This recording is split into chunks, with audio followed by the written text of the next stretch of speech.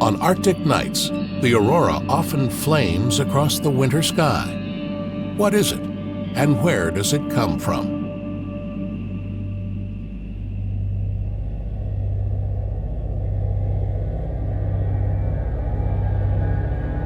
This is where the tale of the aurora starts, on the Sun, a star of average size among billions of other stars in our Milky Way.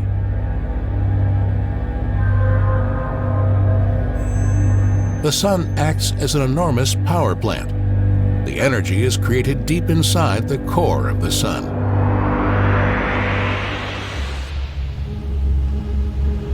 Here the temperature is over 14 million degrees, and the pressure so enormous that hydrogen atoms are squeezed together into another element, helium.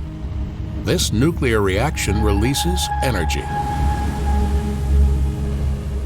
The light radiates outward from the core of the Sun. In the outer layers, the heat moves to the surface in huge eddies called convection cells. These electrical currents of charged gas create magnetic fields inside the Sun. In some places, strong magnetic fields push their way up through the surface. They slow down the eddies of hot gas. The surface cools, and darker sunspots appear. The electrically charged gas is called plasma.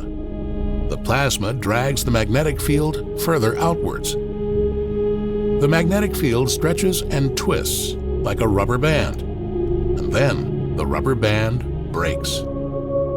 Several billion tons of plasma is hurled out from the Sun.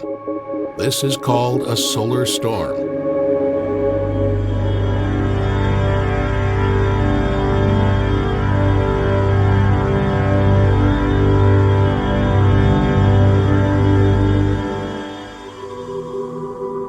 The solar storm can reach speeds over 8 million kilometers an hour.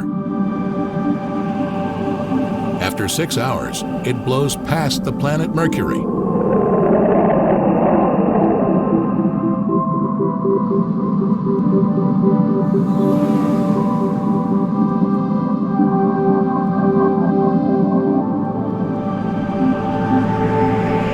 After 12 hours, the planet Venus.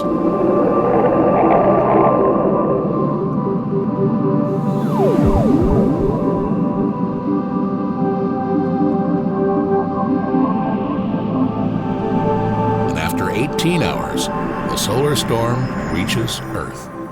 When the solar storm reaches our planet, something strange happens. An invisible shield, the Earth's magnetic field, deflects the storm. The magnetic fields couple together and create a funnel where the gas streams down on the daylight side of the pole. This is the daylight aurora. The magnetic fields stretch further back and couple together. The magnetic rubber band breaks, and gas from the solar storm streams along the magnetic lines towards the poles on the night side. This is the nighttime aurora.